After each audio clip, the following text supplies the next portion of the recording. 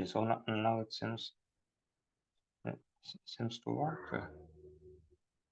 Mm. So uh, last time. Uh, mm,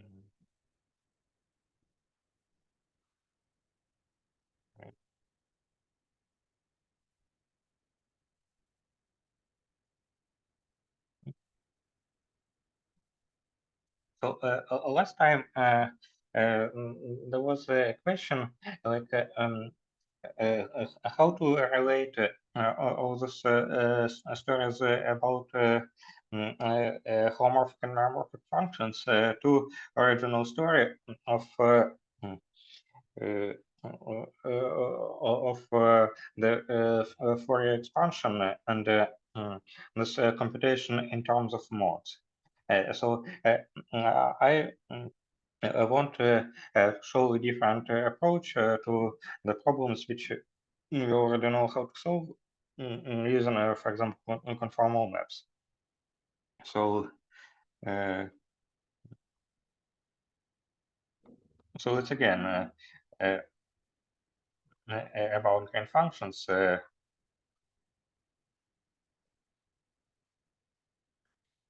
but from different perspective.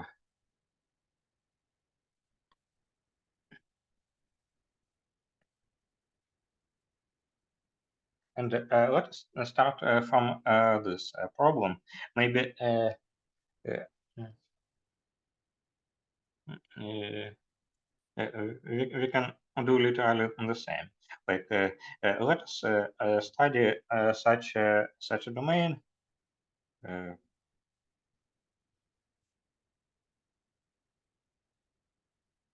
uh, from 0 to pi. Uh, so it is 0, it is pi,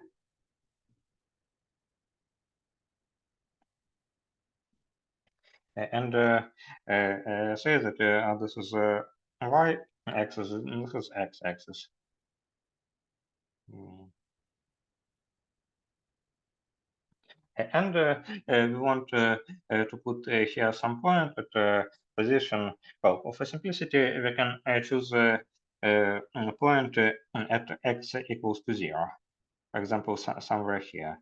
Let us say that it is point y0. And we want to solve an equation Laplacian of u equals to delta function of x times delta function of y minus y0. Mm. And we should also impose asymptotic conditions at infinity. So there are also boundary conditions, like u of x0 equals to u of x pi equals to 0. And when uh,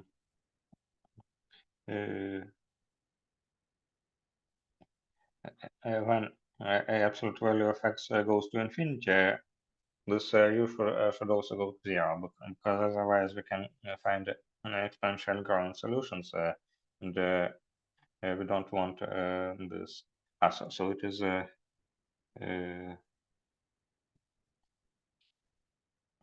so. Oh, let us say that originally we solved some problem with with some function f of x y, and to solve this problem we need to find a green function like Laplacian of g of x y0 equals to delta function of x delta function of y minus y0 with the same boundary conditions.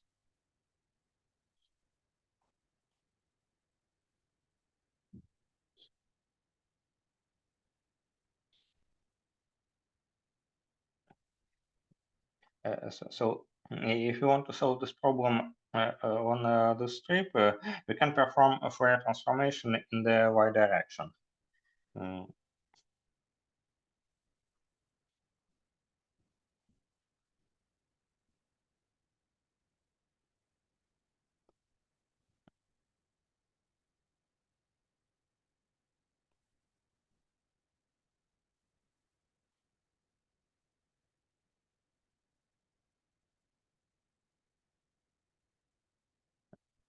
So it's one way to solve it. Maybe it's one of the simplest possible mm, mm, possible ways. So we can say that uh, uh, that it comes either from the Fourier basis on a circle, in, I mean antiperiodic functions on a circle, or we can just write it uh, uh, mm, explicitly. So these functions are sine of n y from uh, n equals to 1, 2, and so on. And phi n of y. So there was a problem to compute the scalar product, and we can check that integral from 0 to pi uh, phi n of y, phi m of y equals to delta n m times pi over 2.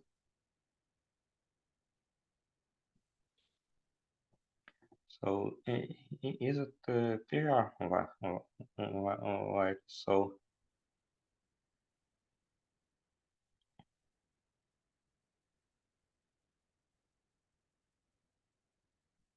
You can just compute this explicitly on, or remember what the origin of this functions. So, mm,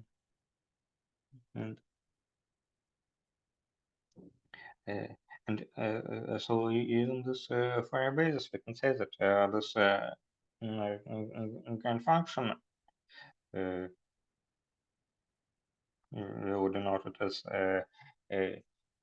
so if you want to compute some Fourier transformation of function, we can choose it. Mm, we can choose whatever convention we want. For example, we can write that f of y, some function f of y is given by sum of f tilde n sine of y from n equals to 0, n equals to 1 to infinity. And then using the scalar product, we can write that f n tilde equals to 2 over pi, the integral from 0 to pi f of y sine of n y dy. So it is a direct and inverse Fourier transformation in this case. So let us do this with our equation. So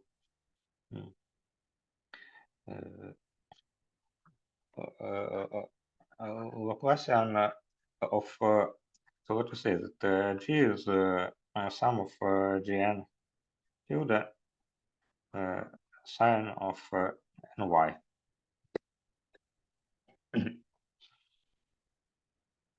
So if you substitute it into the equation, then we see what sum from n equals 1 to infinity, and this Laplace operator acting so in the right j of xy equals j tilde of x sine of ny. So it is again it's dx squared minus so here we have term which comes from action of y derivative on a sine of ny. This is minus n squared.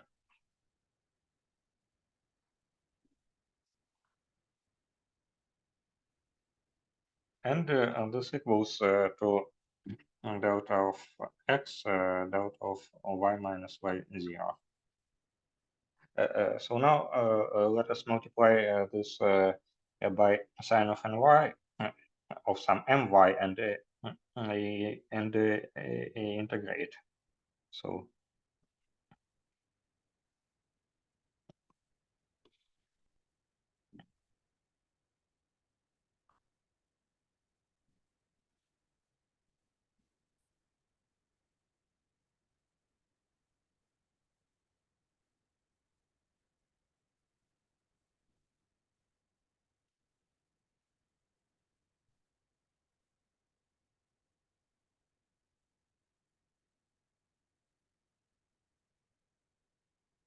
dy.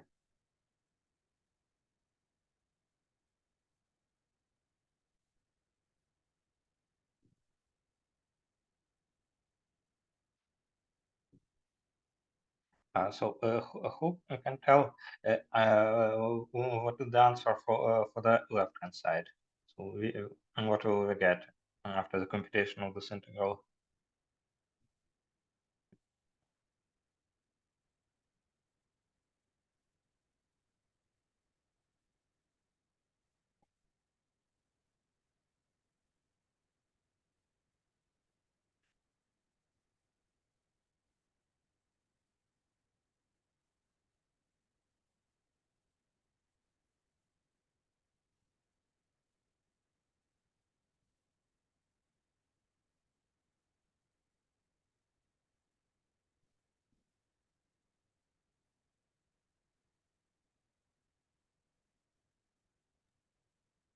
So probably since we are integrating on y, the first part goes outside the integral, and so we have only the delta nm times y half, or what we wrote before. Yes. And what happens when we compute the sum?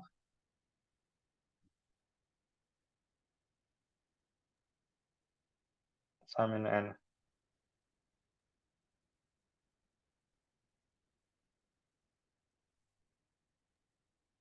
We have only the term with so pi half. So Yeah. so the squared x minus m squared. Yeah, thanks. So it is pi over 2 dx squared minus n squared or n squared g m of x equals to delta of x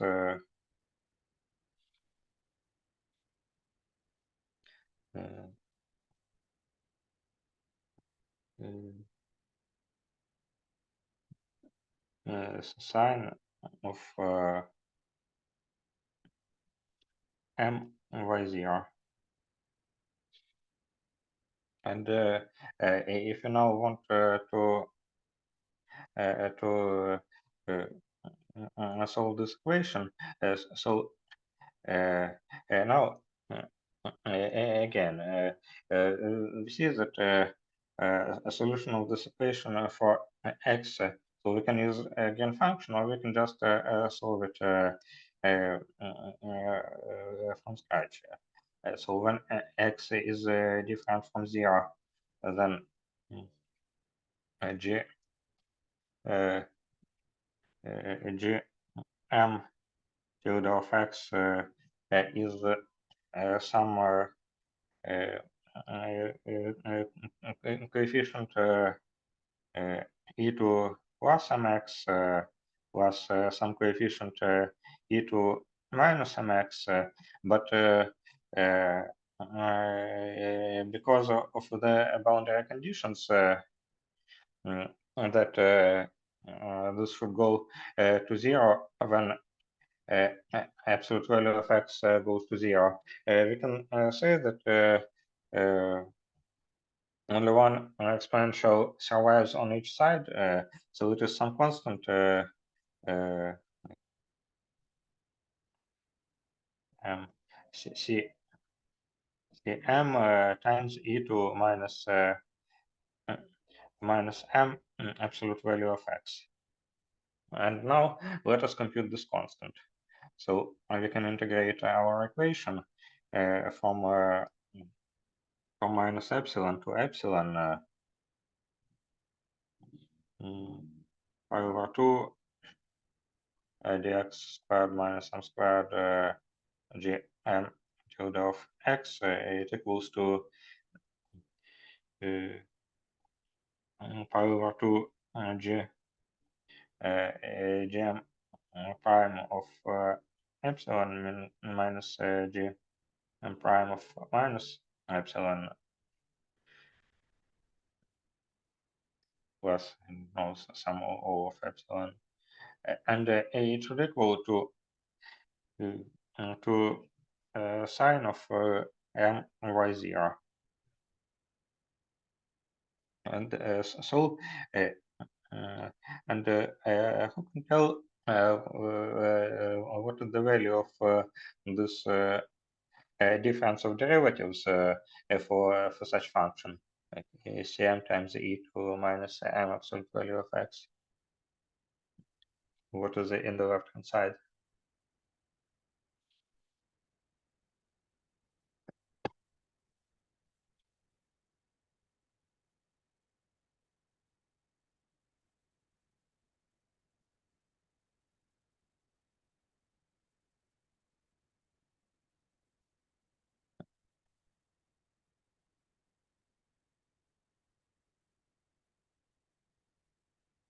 Sorry, shouldn't be GM tilde first.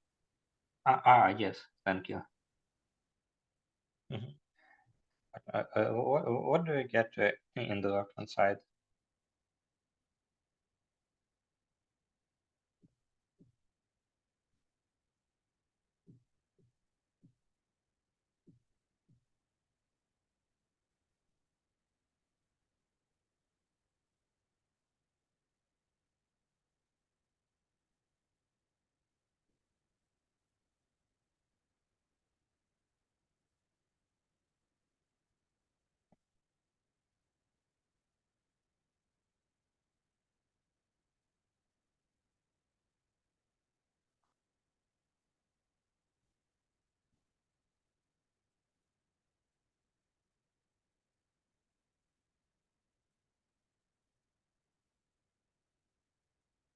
We have such expression for this Fourier component.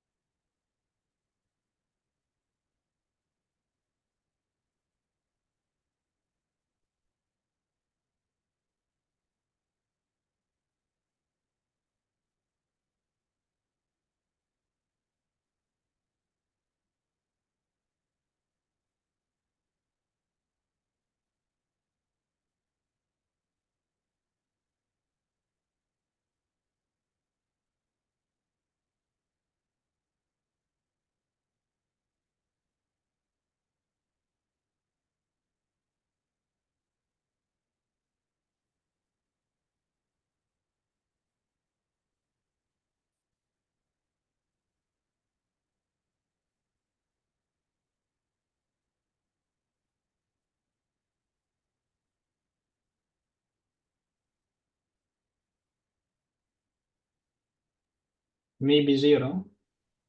Now why? So let us draw a plot of this function, which is in here. It is something of this kind. It's exponential of minus absolute value of x. So you see that its derivative around 0 is definitely not continuous.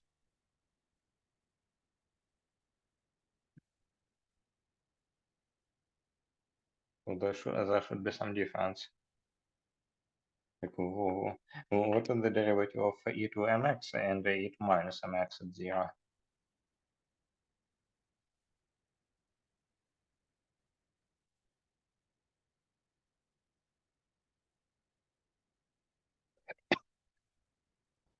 So we have 2 times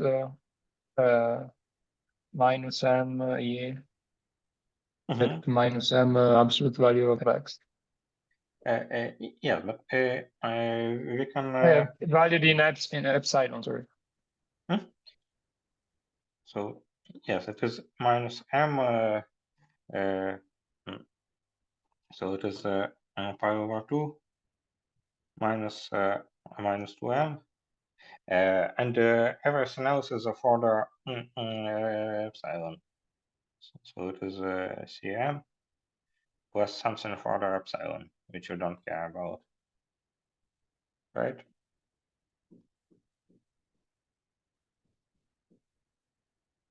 Like this.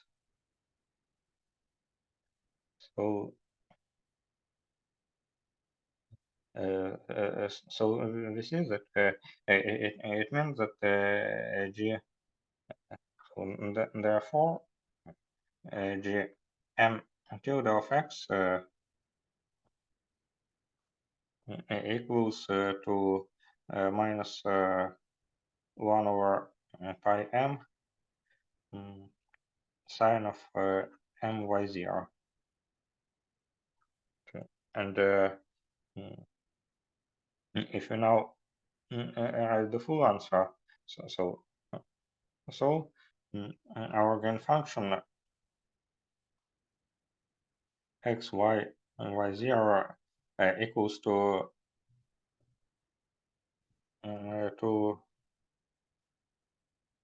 minus 1 over pi, sum from 1 to infinity, sine of m my e to minus 1 over m absolute value of x sine of m y0, right?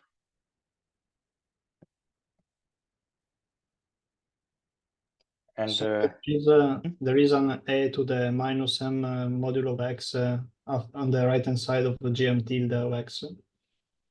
yes, thank you.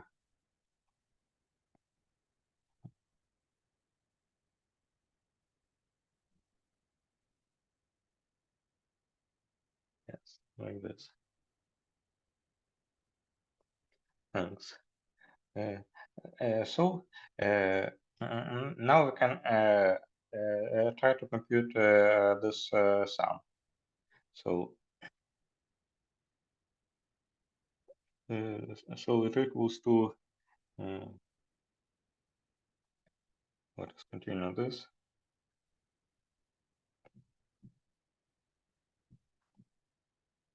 So it is 1 over 4 pi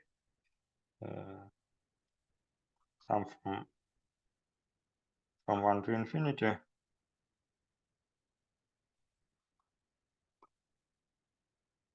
e to minus m absolute value of x. And here we have the product of two signs. It is e to the I m y plus y0 plus e to minus I m y minus y0 y plus y0 plus e to I m y minus y0 plus e to minus, sorry,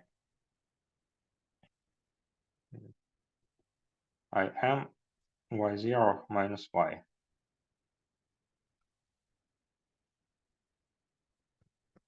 And so then we see here expansion of and I missed 1 over m.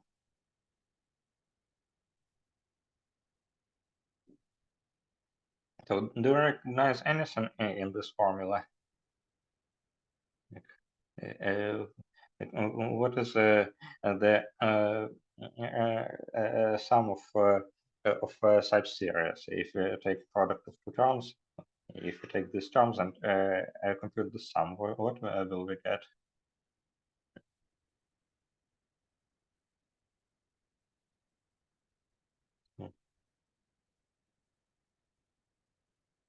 Well, there is this formula that log of 1 minus x equals to minus sum of x n over n from 1 to infinity.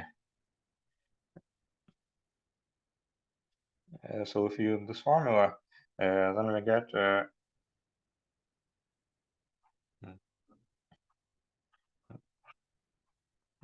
1 over 4 pi minus 1 over 4 pi logarithm of 1 minus e to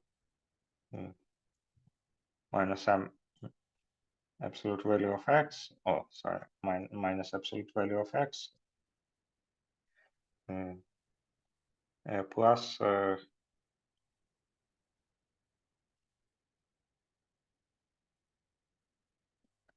I y plus y0.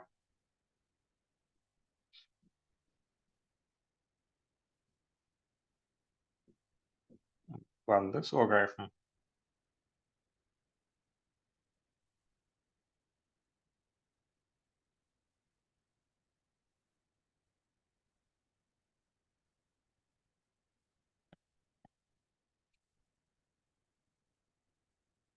minus this logarithm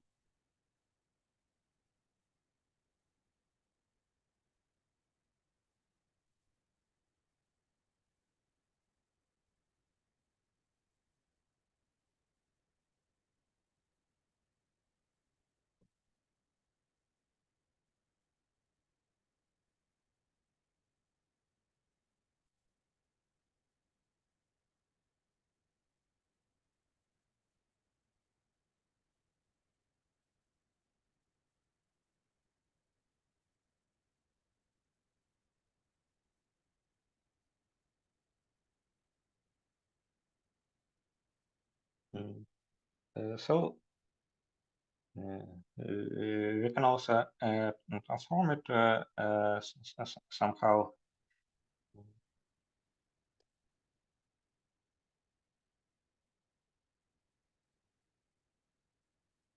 So let me think how to do this better.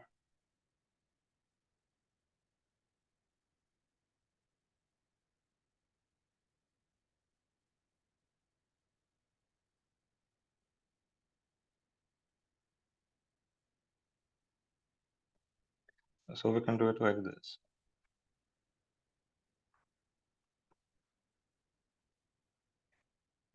So this is we say that the terms are kind of very similar when absolute value when x is positive and when x is negative. In a sense that that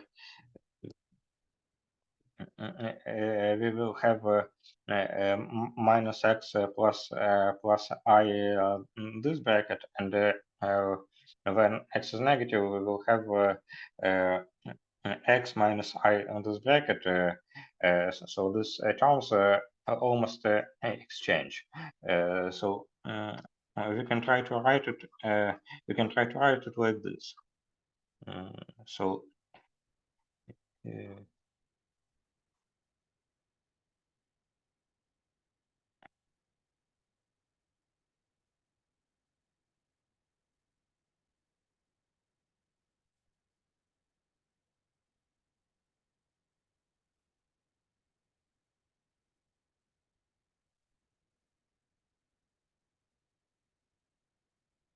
it's one bracket, and another bracket we prefer to write as 1 minus e to absolute value of x plus I y plus y0.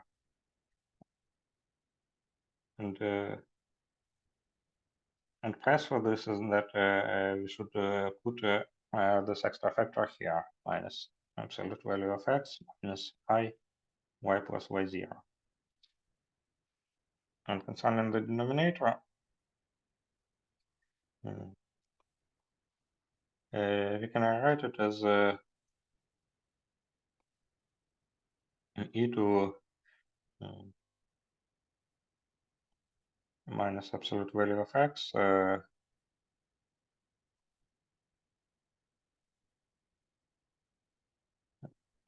plus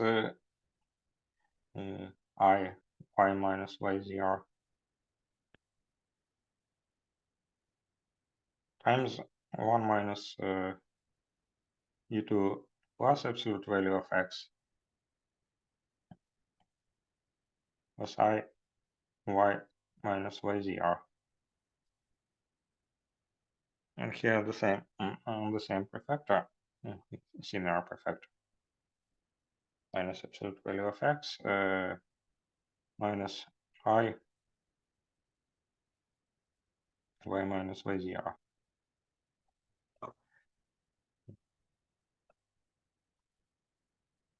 So we see here we have a product of functions with minus absolute value of x and plus absolute value of x. So when we exchange x to minus x, these two terms will just exchange. So we can say that it is actually a function of x. So the answer is minus 1 over 4 pi. And since it is continuous, at x equals to 0,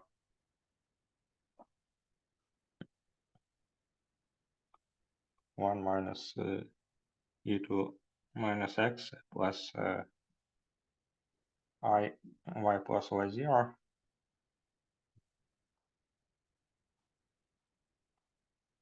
1 minus e to x plus I y plus y0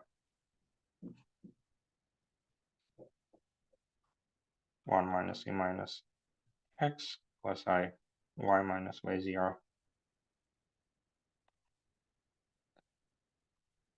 1 minus e to the x plus I y minus y0. And here we have still have something like it is e to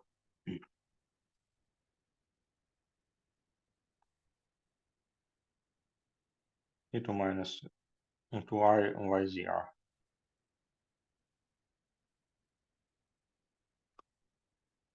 So we have this expression, and now if we if you want to compare it with some formula from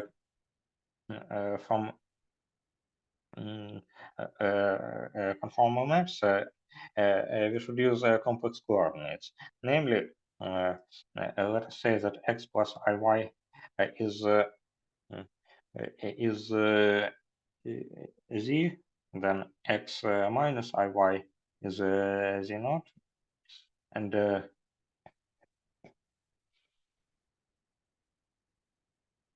then iy 0. Oh, sorry, it's z bar, and iy 0. Actually, let us at this moment say that to compare everything, we should say that now we allow an arbitrary position of x0 and just modify this formula a little bit because it is invariant under shift by constant. So x to x plus constant x0 to x0 plus constant is symmetry.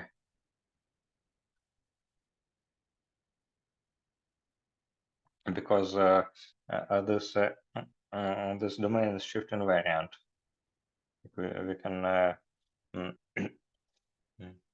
there is no x dependence in it, so we can say that our green function of x y x0 y0 is a function of difference.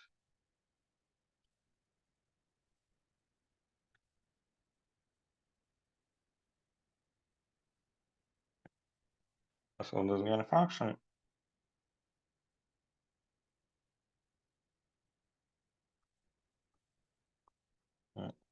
equals to the same expression, but with x minus x0.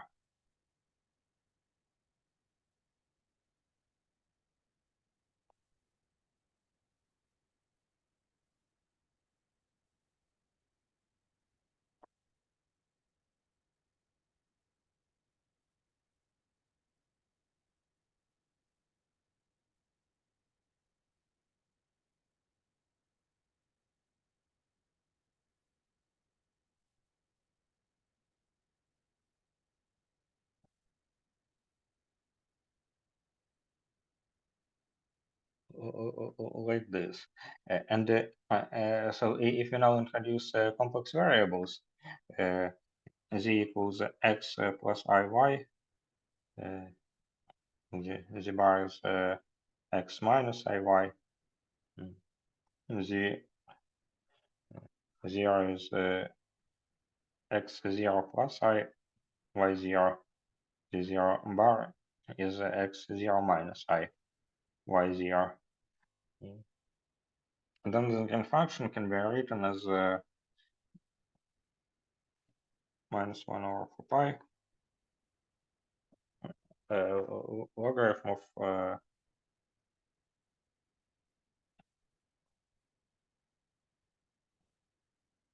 what 1 minus e2 minus z plus I think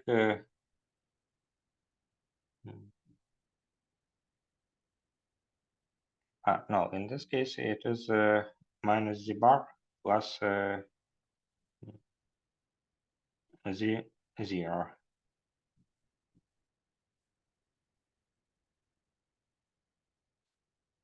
Here we get minus e2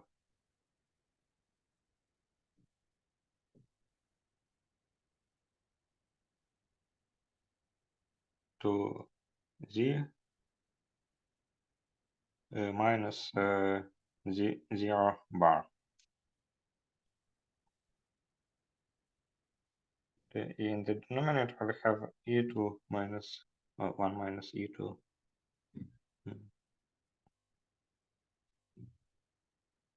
minus z bar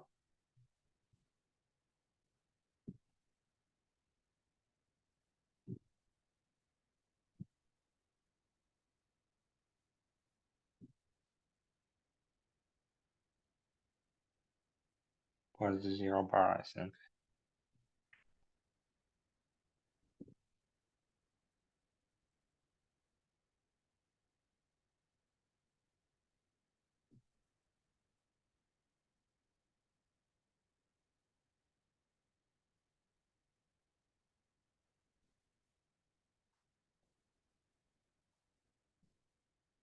And here it is the 0 bar minus the 0.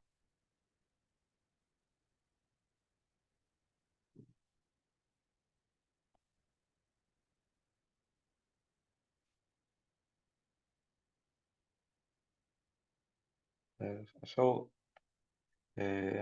now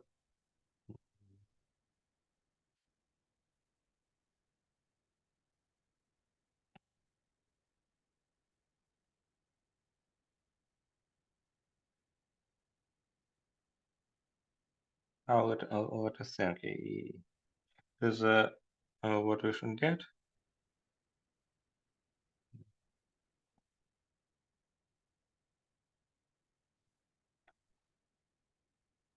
So let's write it like this.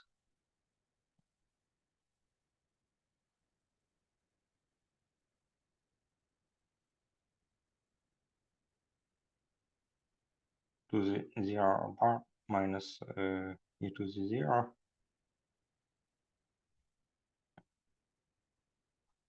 e to the 0 bar minus e to z. If you do like this, then we should multiply this by minus e to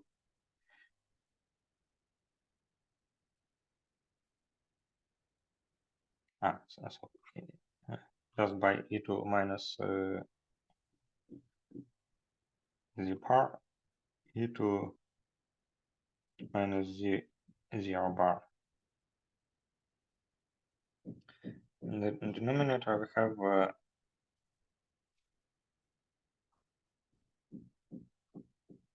e to the bar minus e to the 0 bar. E to the 0 minus e to z.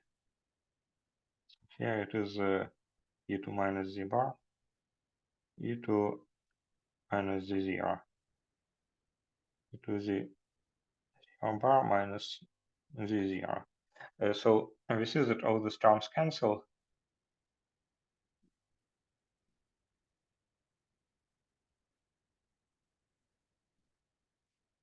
And finally we get this answer.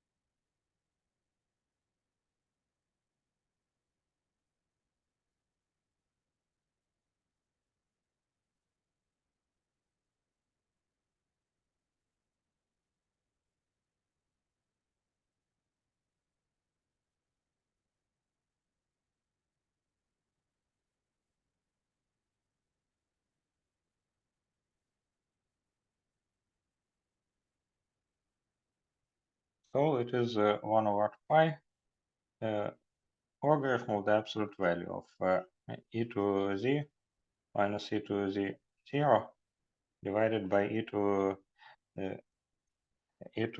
z minus e to z 0 bar.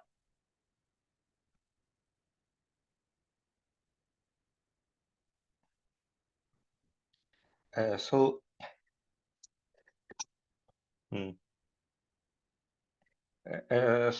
we see from so probably you might remember this answer from the last time when we obtained when we first obtained the gain function on cylinder, which is just a numerator of this logarithm. We obtained it using conformal map to the plane. And then we added a kind of image charge at point z0 to compute this gain function on a state. So this is a kind of image charge.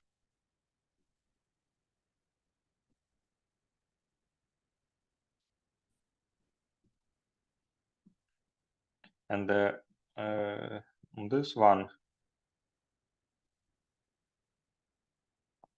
so this 0 is position of the image charge, and this is and this numerator is a gain function on a cylinder.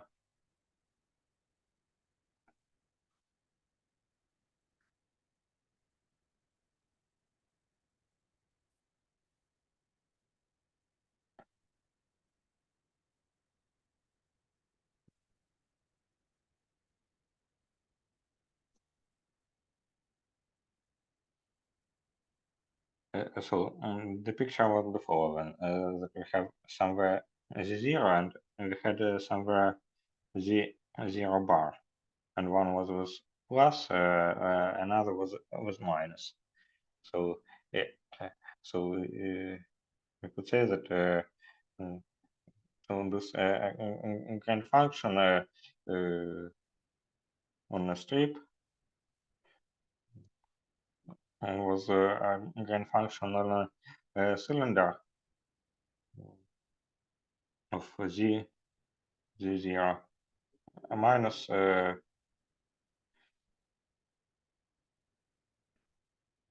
function on the cylinder z0 bar.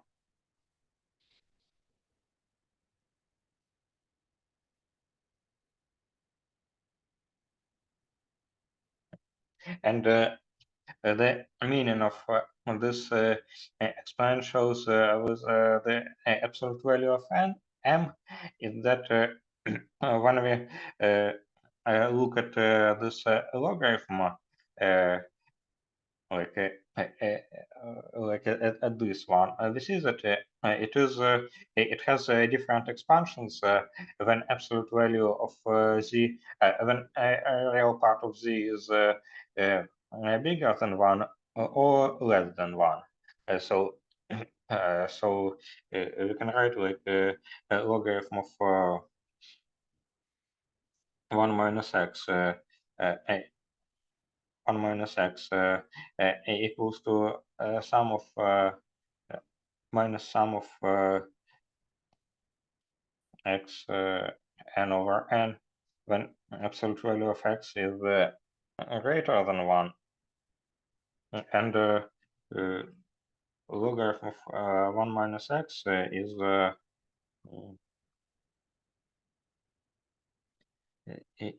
what is a logarithm of x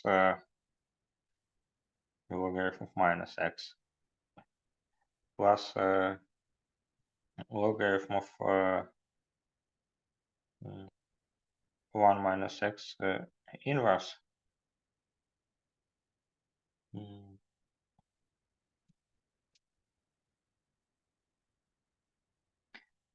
And it equals to logarithm of minus x plus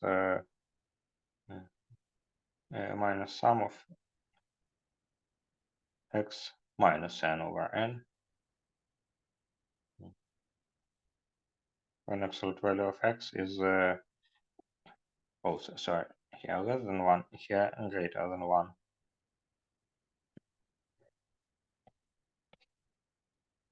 So, and this is the origin of maybe better to use some other variable t, not to mess it with that x.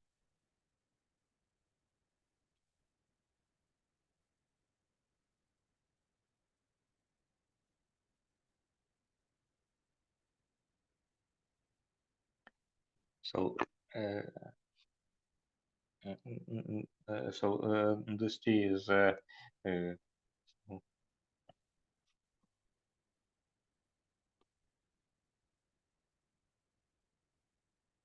this t is something like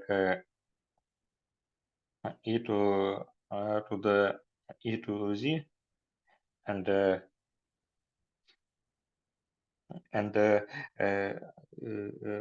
these two expansions in two different regions which contain opposite powers of t, they can be combined to something like e to like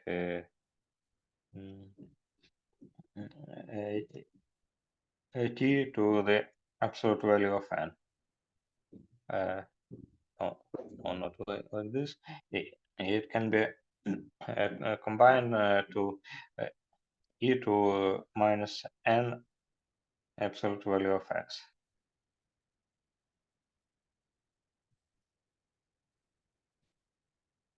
So the point is that this expansion of the grand function with absolute value of x is combination of expansion of the logarithm in two different regimes, like in this expansion and the other one. So is it fine? Is it clear?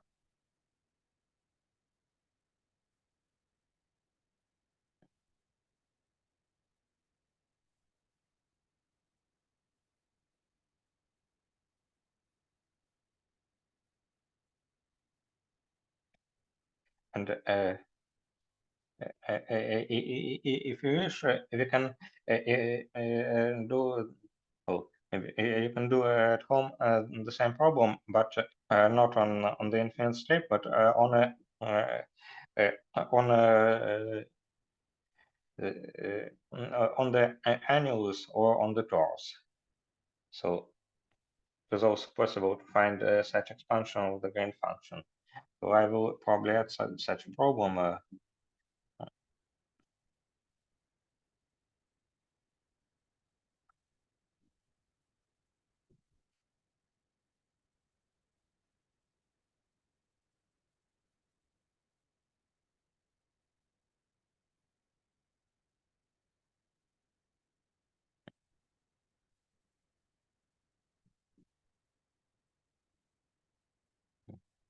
So if there are no questions about this, let us switch to let us switch back to the theta functions and try to solve this problem for the torus. So is it fine?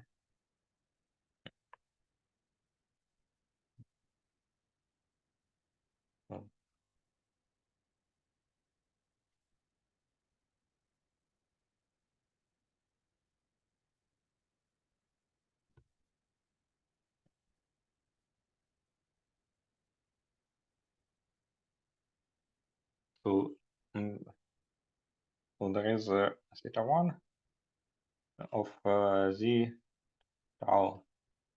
That is sum over integer n's minus 1 to power n. Probably I miss some factors in the definition, but probably it does not matter. So, pi n squared tau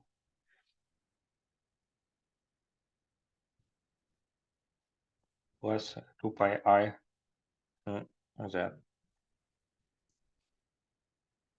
So we already know some properties of this theta 1, like theta 1 of z plus 1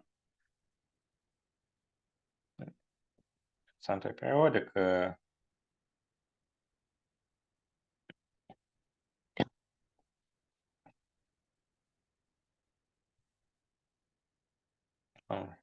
Antisymmetric.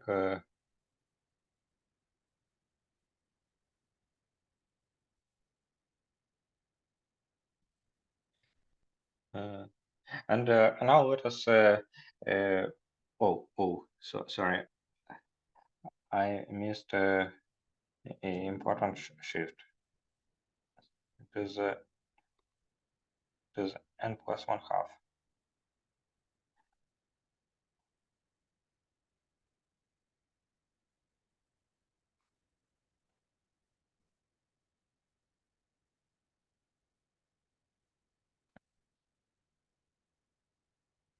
Now let us compute what happens when we shift z by tau. Sorry. Hmm? What is the period, which I don't really can read? I don't understand There, symbol. Where theta 1 of z plus. 1. Okay, thank you. Okay.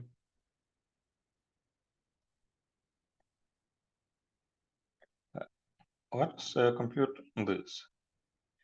So it is sum over integer n's minus 1 to power n to the pi I tau n plus 1/2 squared plus, so there is a term coming from this second term, plus 2 and plus 1/2.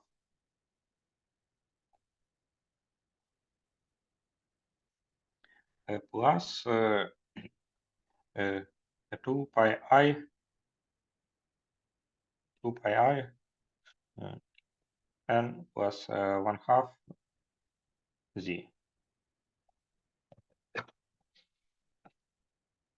So let us write it like this: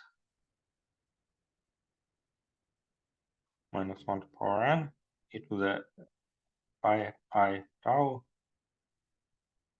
n plus 1/2 squared plus 2 n plus 1/2, and let us set here plus 1 plus 2 pi I n plus 1/2 again plus 1, that and here we should compensate these two terms, minus pi I tau minus 2 pi I z. So we see that now we can shift summation in n by 1, and it will give a minus e to the minus pi I tau e to minus 2 pi I z.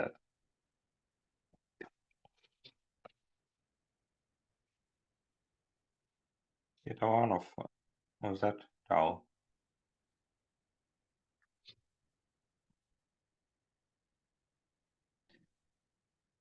So we see that so this function is almost periodic. So it contains this prefactor. So and because of this, for example, we can construct some function which has two poles and two zeros, like f, a, b, c, d, which is theta 1 of z plus a tau, theta 1 of z plus b tau, theta 1 of z plus c tau, theta 1 of z plus c tau c. And so this function of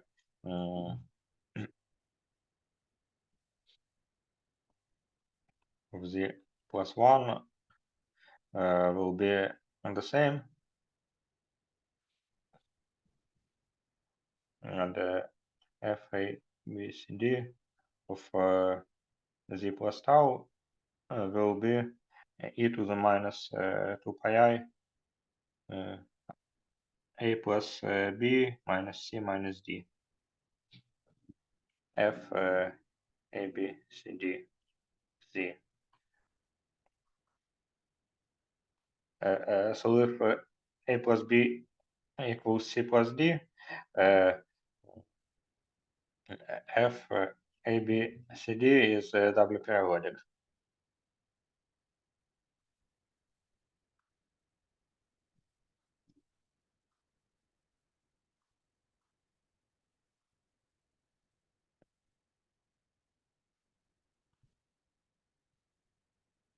So this theta functions, so this theta fun as theta 1 is a kind of built-in block for meromorphic functions on a torus.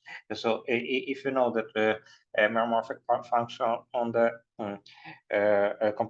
compactified complex plane is just the ratio of factorized polynomials. So in the same way, we can say that any function on a torus is a ratio of products of such elliptic monomials. So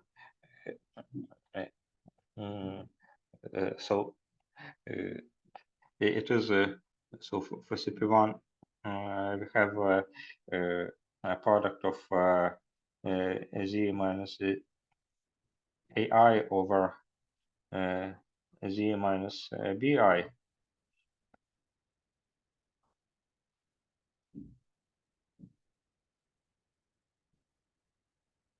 Any meromorphic function in this case can be written like this.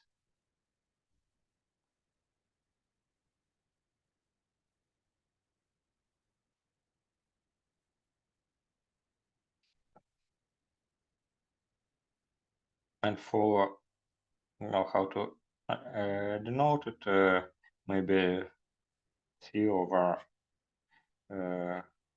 1 and tau.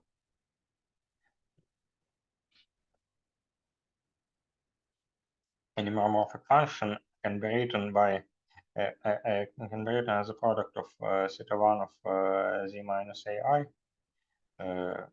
over theta 1 over Z minus MBI.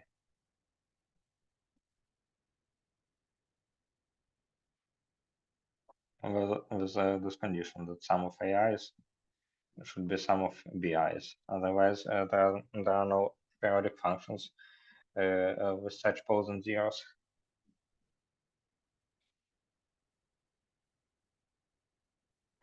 And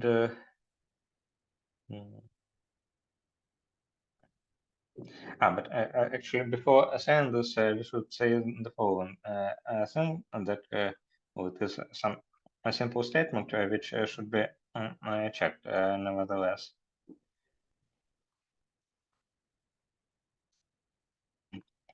The only zero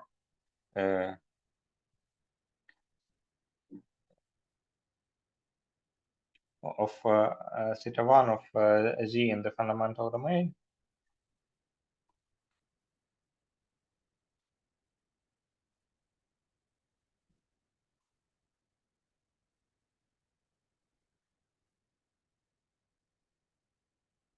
so there is such a picture, and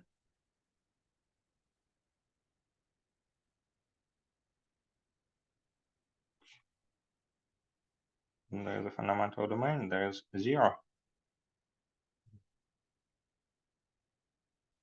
We can draw it symmetrically, like tau plus 1 over 2 minus tau plus 1 over 2.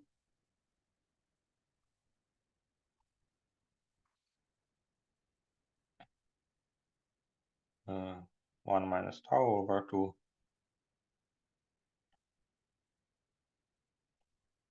tau minus 1 over 2. And so the only 0 is here. And to check this, we should do the following.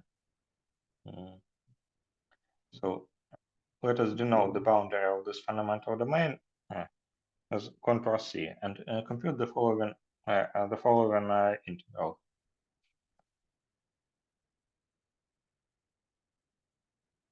So we can say that the number of zeros is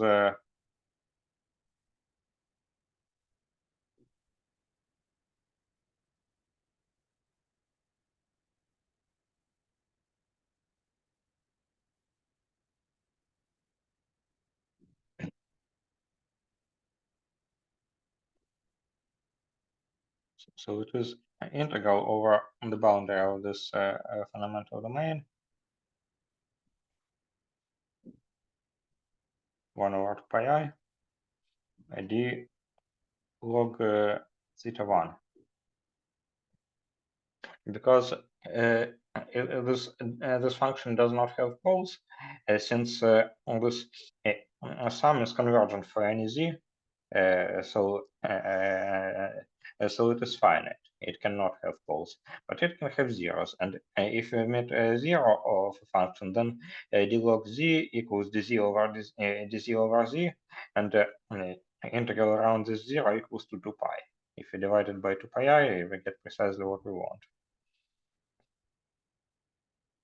So now we can say that let us divide this contour, like let us say that it is C1, C2, C3 and C4.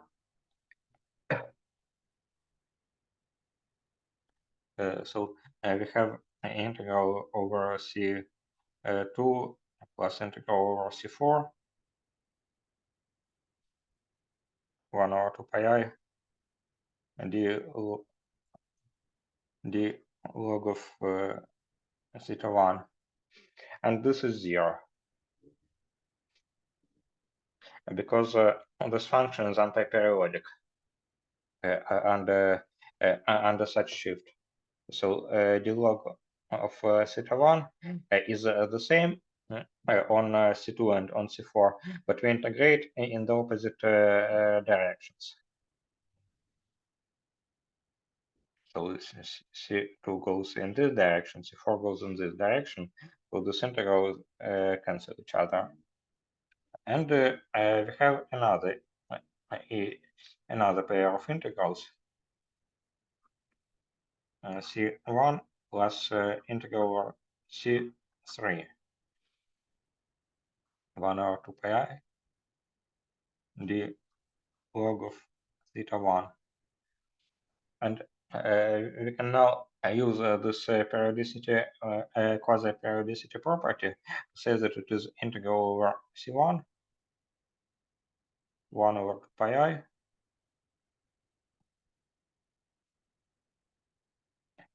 and the log of theta 1 of z tau over theta 1 of z plus tau.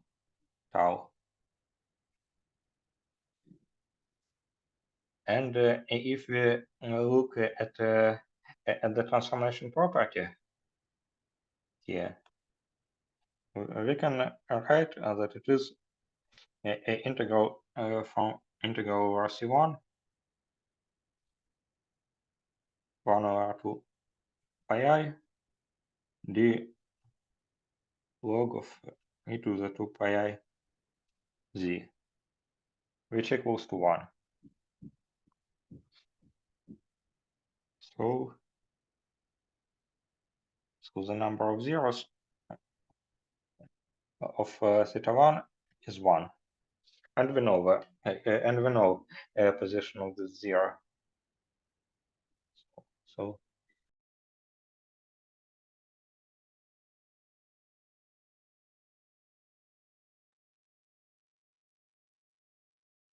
are there any questions about this?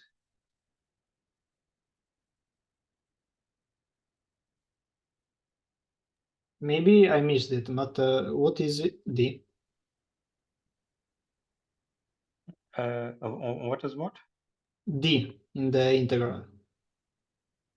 It's a differential, like d log f of z is f of f prime of z dz over f of z. Okay, thank you. Okay. And just convenient to write this way without without opening everything explicitly, because we can say that if f of z is proportional to some c z minus z0 to power k, then the log of z is proportional to k dz over z minus z0. So this object is a kind of zero or pole counting expression. Because if you take the log of z, then order of 0 translates to residue of this function. Maybe better to say one form. And or we can say differently that if you integrate d log of f around some zeros or poles, then a change of this logarithm is 2 pi times change of the argument of the function. And when we go around zero or zero and around pole, this is so the thing which precisely happens is that the argument changes by some number of 2 pi i's or minus 2 pi i's. And only one thing to remember. We know where is the zero because we saw on the previous lesson that theta 1 in Z0 is equal to 0, right? Because Yes, I didn't. Okay. Okay. because it is antisymmetric. Yeah. Okay. Okay. Thank you.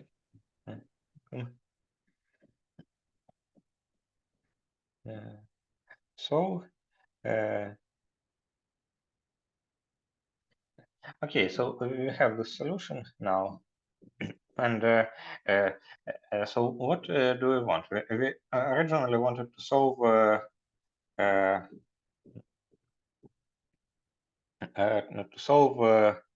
the Laplace equation on the torus. So g of z minus z0 equals to delta function of z minus z0, and maybe no better to write with this z0, and this function is periodic. G of z plus 1 and z0 equals to g of z plus tau z0 equals to g of z0.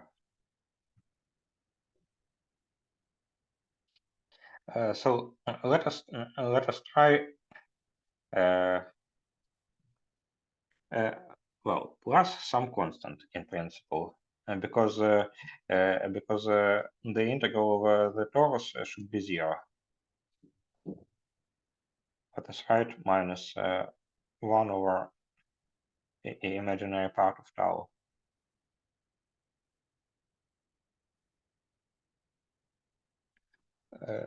So we know that to achieve this logarithmic to achieve this delta function at z0, green function should have logarithmic singularity at that point. So our first try is that we write logarithm of theta 1 of z minus z0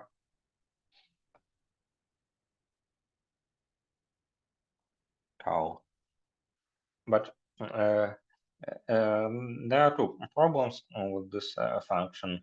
The first problem is that it solves this equation without 1 over m tau in the right hand side. And the second problem is that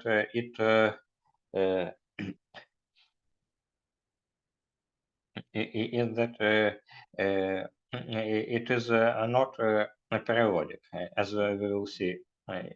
Well, as we see from the transformation property of theta 1. So it changes somehow. So the idea is to try to solve these two problems at once by adding here. Oh, let us. Oh, sorry. There is absolute value of theta 1. Absolute value of theta 1. And let us modify this absolute value of theta 1 by e to some constant times imaginary part of z minus z0 squared.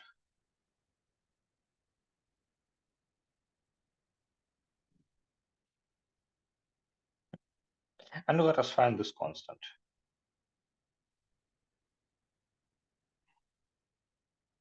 So, and so it is imaginary part and then squared. So to do this,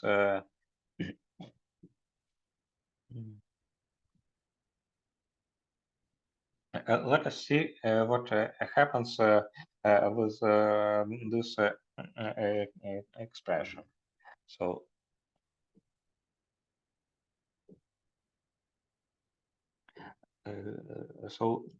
absolute value of theta1. Let us copy and paste transformation property of the theta function.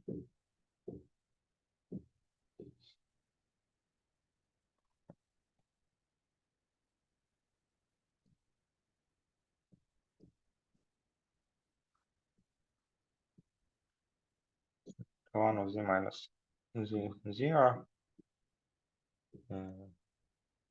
plus tau equals to this one z minus z0.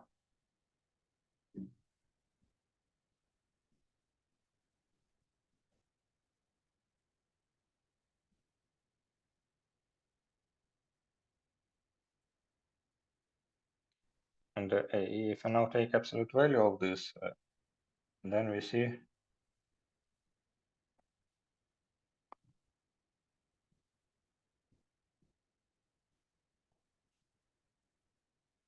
this e2 minus pi I tau, absolute value of this turns into pi imaginary part of tau. And this turns into a imaginary part of z minus z0. 2 pi imaginary part of z minus z0.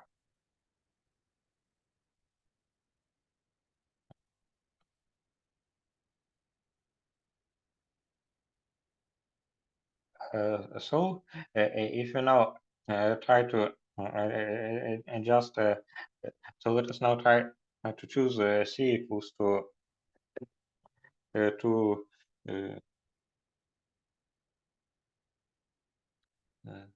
minus pi minus pi over imaginary part of tau.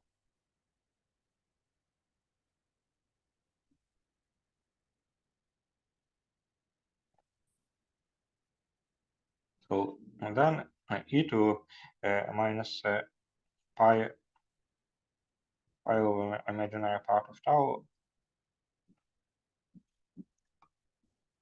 imaginary part of z minus z0 plus tau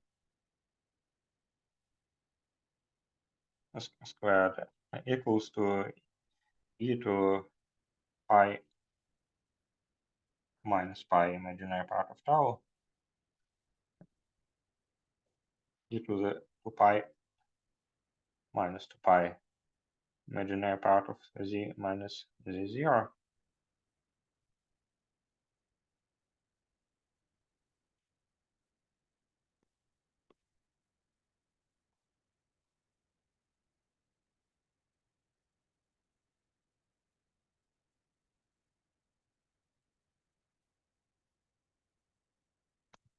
So if you combine this together, we see that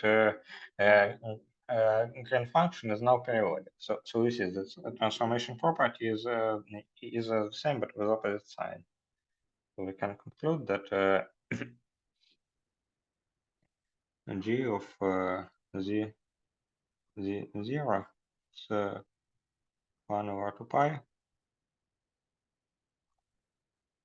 logarithm of the absolute value of 1 of minus 0. Oh.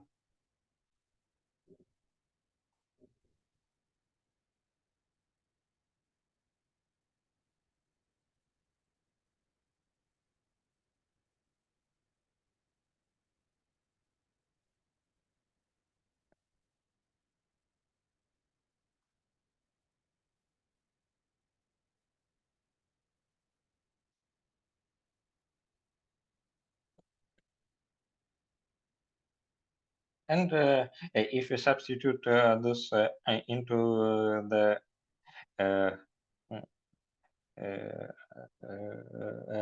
Poisson equation, you see that second derivative of this z minus 0 and this imaginary part of z minus 0 squared will give precisely that term, minus 1 over a imaginary part of tau.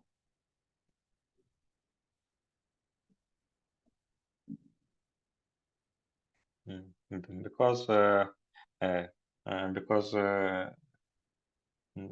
what it is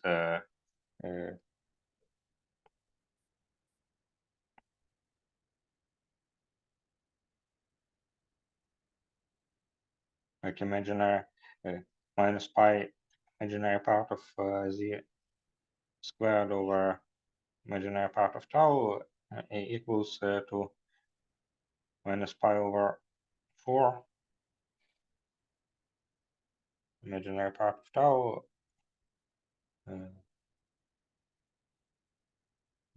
z minus z bar.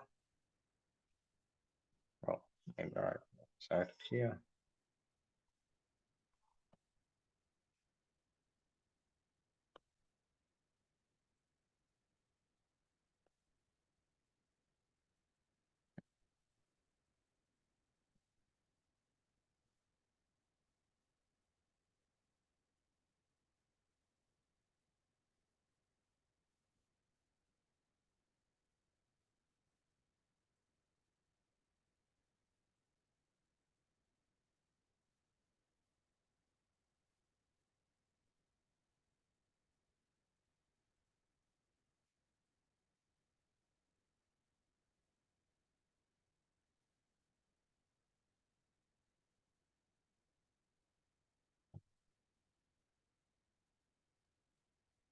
Excuse me. Hmm? Why did from the last line of the page to the first one of the new page disappear the minus signs in the exponents? Because it is a minus I times imaginary, because like z is a real part of z plus I imaginary part of z, and when we multiply minus I by I imaginary part, gives just a imaginary part. Okay, And then we compute. thank you. Right.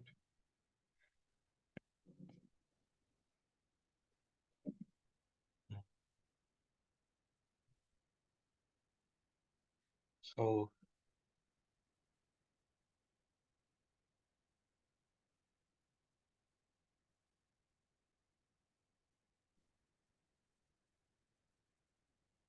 oh, actually,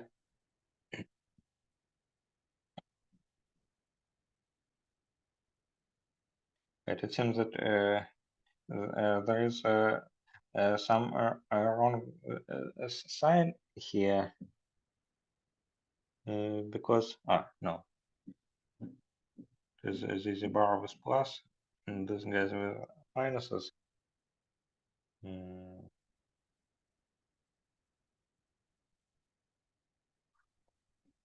So for some reason it seems that it gives a 1 over a imaginary part of tau. It is strange.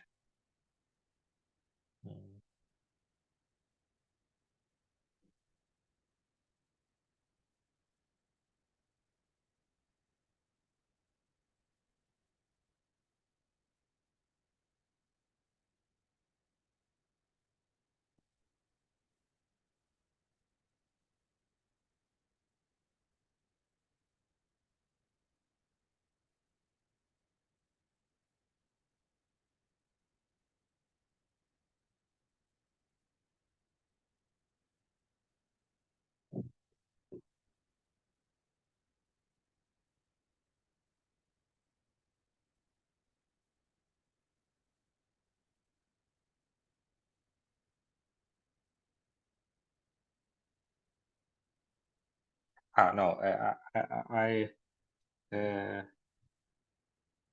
I'm using the sign here, so everything is fine. Yes. So this produces in the term like 1 over. So and this produces the term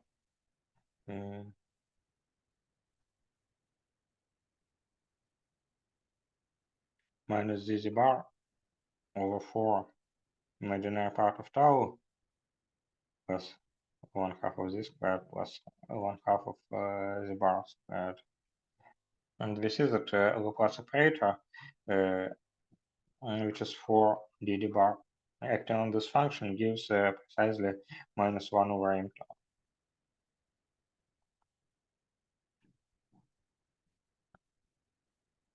So this is precisely that term that we are playing in the right hand side.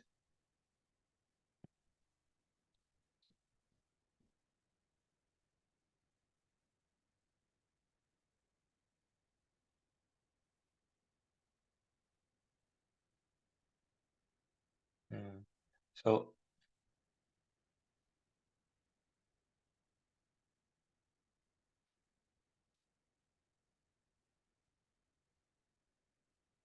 the answer for the Kern function is this one. And of course, once we have this answer, then we can compute something for example, for rectangular domain.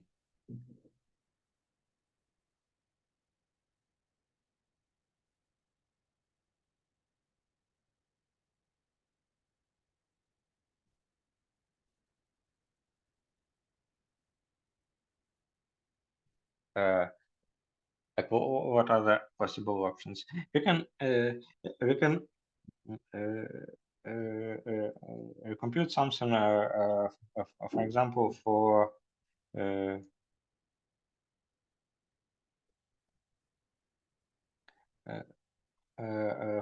such annuals.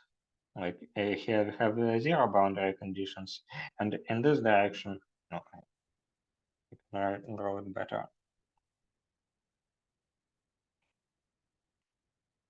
So here we identify these boundaries, and here we ask a solution to be zero. So, and this can be so here like u equals to 0. This can be achieved by um, considering a bigger torus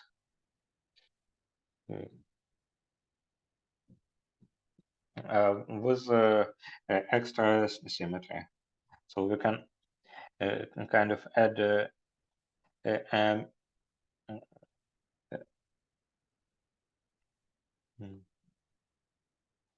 we can say that we live on a torus, but there is some line on a rectangular torus, so its period is something like tau equals to 2il. This is L, and this is 1, for example. Tau equals to 2il. And we can add mirror charge. Here there is point z0, and here it's point z0 bar.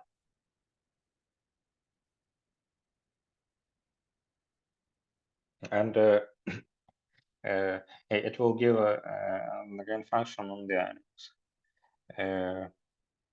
We can also consider just a rectangle of some size, like I don't know,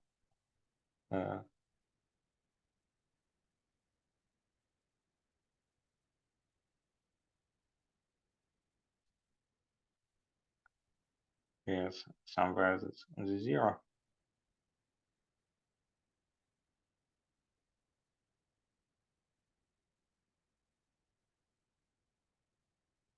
So now we should take 4 times a bigger torus.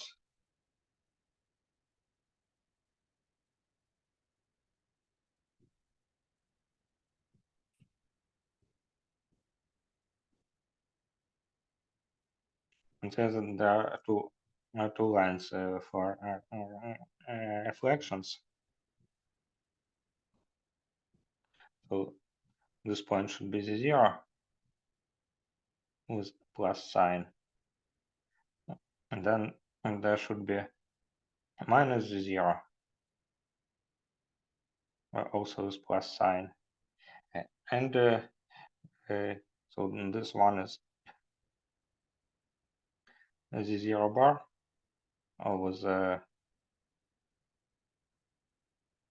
with minus sign, and this one is and this one is minus the 0 bar, also with minus sign. So we can compute gain functions on this domain as well.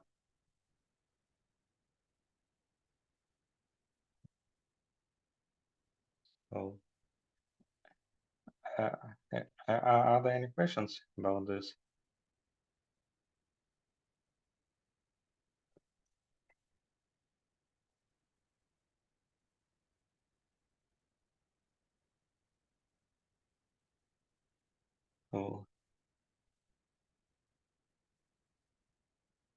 So actually, So, excuse me, we are transforming some strange domains into something that we know a bit better by duplicating in this way and then adapting the green functions. also, what do I mean?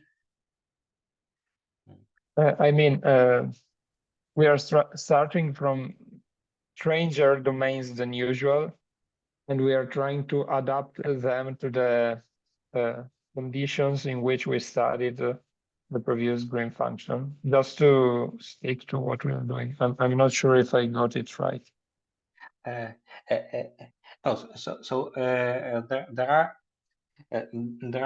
are at least 2 ways to treat some non-trivial domains.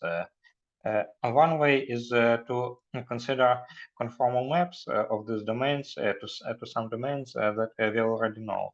And another approach is to try to, so if you have some vanishing boundary conditions somewhere, you can try to think how to realize such boundary conditions by adding mirror charges.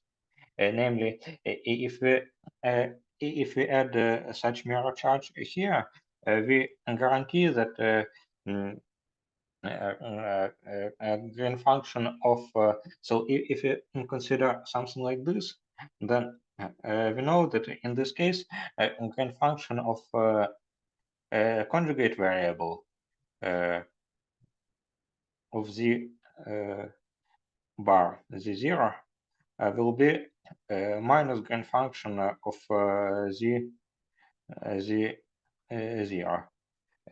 And as a consequence of this, we see that g of the 0 equals to 0 when a real part of z equals to 0. So it vanishes on the real line, and in this way we can get a gain function on some on the annulus, on the torus, from the gain function on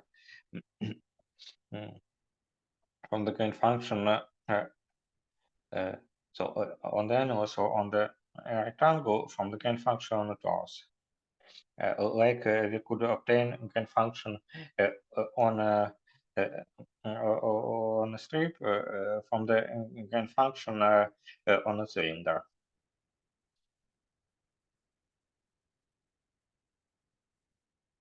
So is it Thank you. clear on? Okay. But it is one approach. But for example, if you have this rectangle, you can you can also use another approach, and comparison of these two approaches relates theta functions to elliptic functions. So, another approach to rectangle.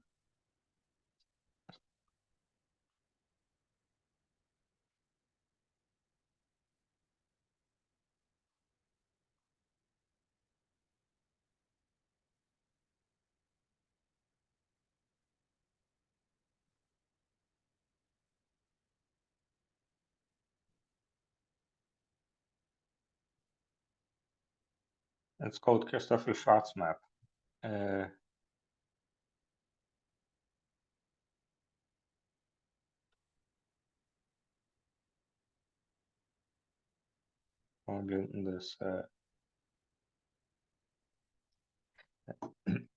This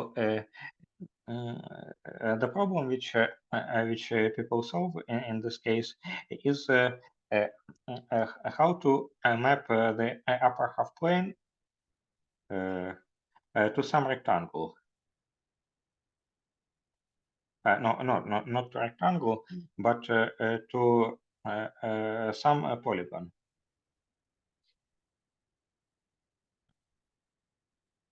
So, namely, so there is upper half plane with some points E1, E1, 1, A2, A3, like AN.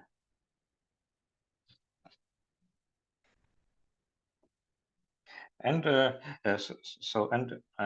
there is some coordinate Z, and we map to some domain in the plane with coordinate W.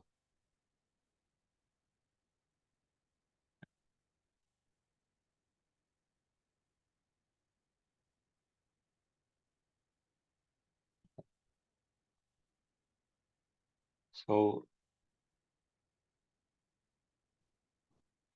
let us consider the following function. W of Z is on the integral from minus infinity to Z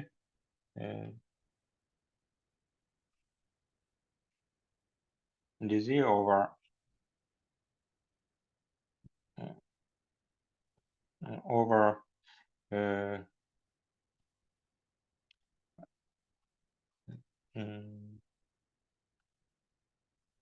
A1 minus Z to alpha 1, A2 minus Z to alpha 2, and so on, A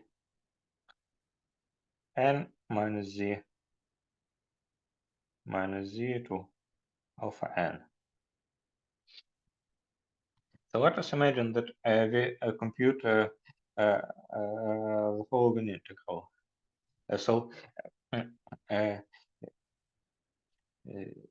Then a point on this circle on this line, which corresponds to maybe let me move this line because I'm not quite sure about the direction.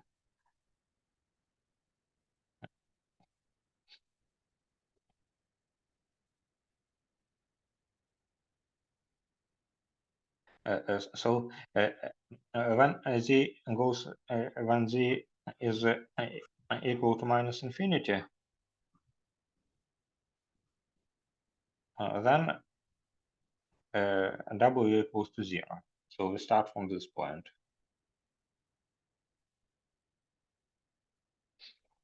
When z is from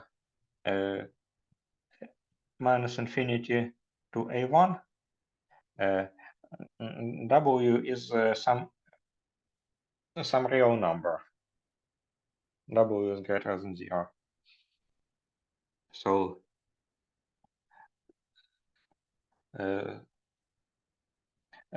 so we get some straight line on the real real line. But then let us ask what happens when we go to the domain from A1 to A2. So when Z is from A1 to A2. So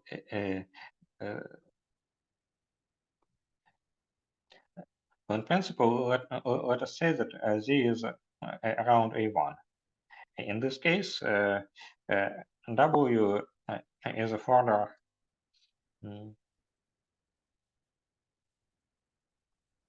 integral of dz over A1 minus Z to alpha 1.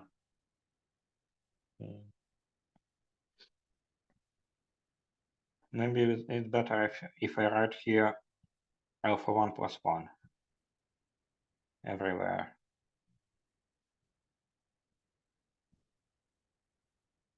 So it equals to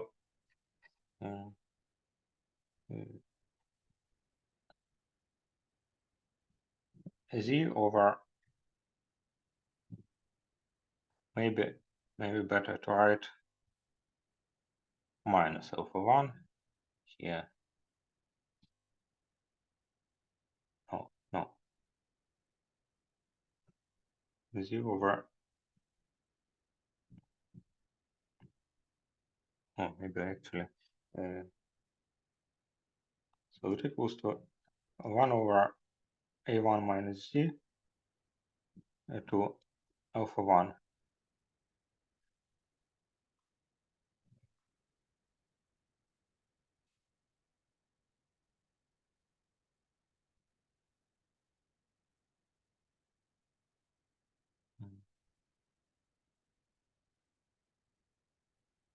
Maybe finally it's better to write like this, and this alphas will be positive.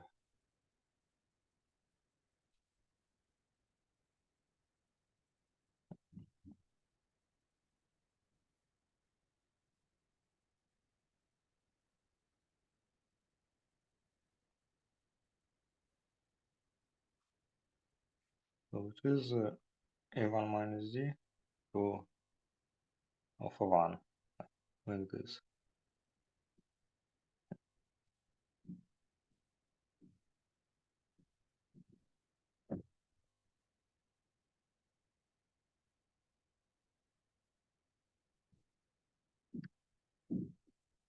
Or maybe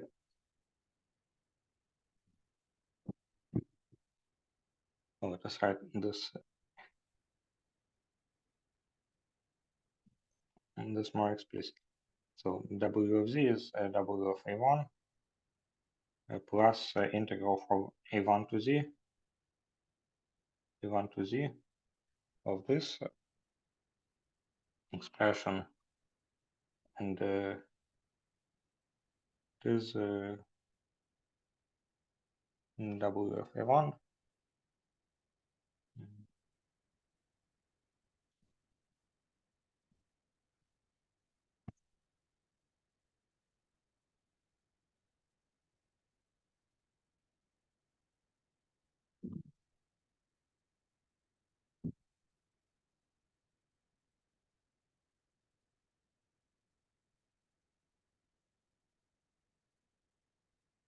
maybe now it is fine. So it is approximately like this. So if so now if Z is less than A1, and W of Z is less than W of A1. So as it should be, we get some point here. And now let's see what happens when we perform analytic continuation in this direction. Like here we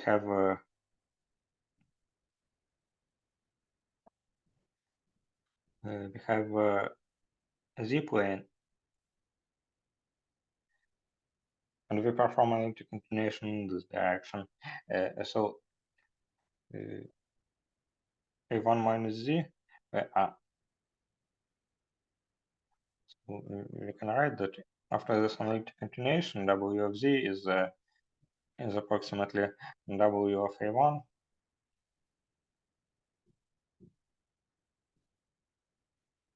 plus minus e to minus 2 pi I alpha 1. No, just minus pi I alpha 1 because we go clockwise.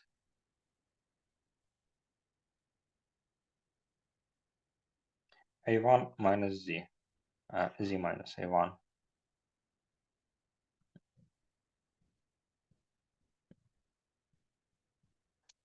So this means that if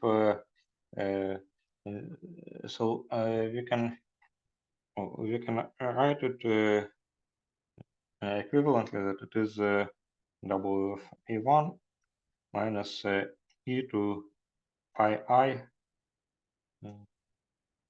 1 minus alpha 1 plus pi I 1 minus alpha 1 Z minus A1. So in other words, it means that this that we get some straight line which goes under the angle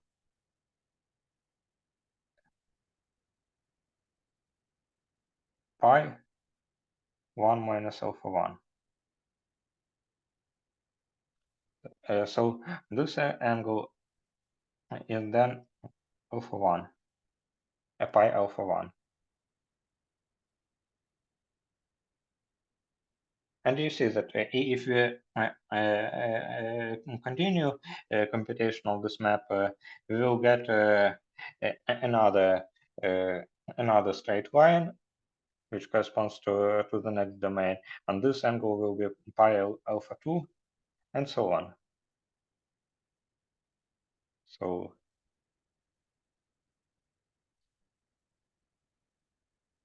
and it will close at some moment if we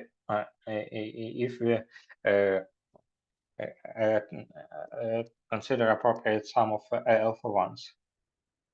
So the consequence of this is that we can consider the following map. So any 4 points can be put to some one parameter configuration. So we can now say that let us consider. So if you now want all the sangles to be pi over 2, then this alpha should be 1/2, and conformal map of the upper half plane with so let us say that there are points some k maybe 1 minus 1 1 over k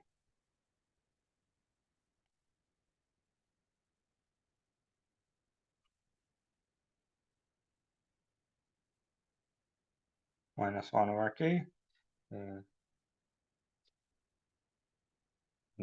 z. So we can write that a conformal map to the rectangle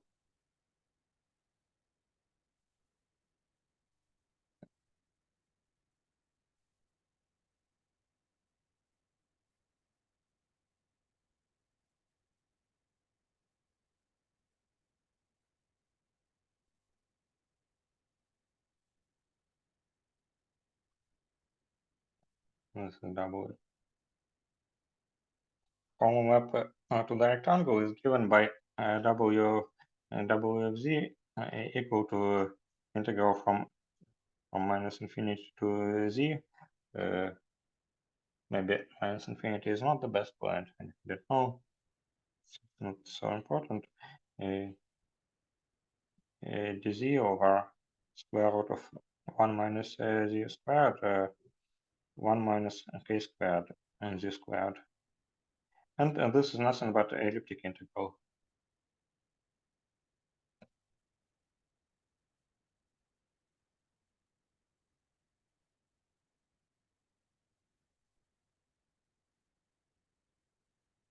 And if you now solve the problem on the upper half plane and write some expression in terms of rational functions, then you can use this integral and rewrite it in terms of elliptic functions. And if you then compare this expression with the expression in terms of theta functions, it will give some relation between elliptic signs and theta 1, which are of course known. So,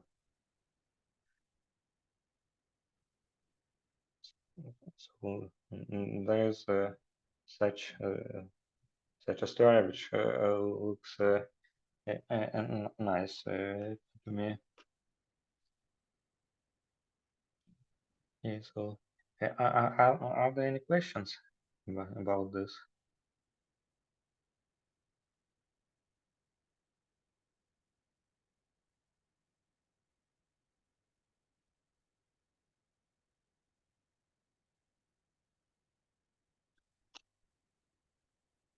Okay, so then thank you for your attention. See you the next time, hopefully in person.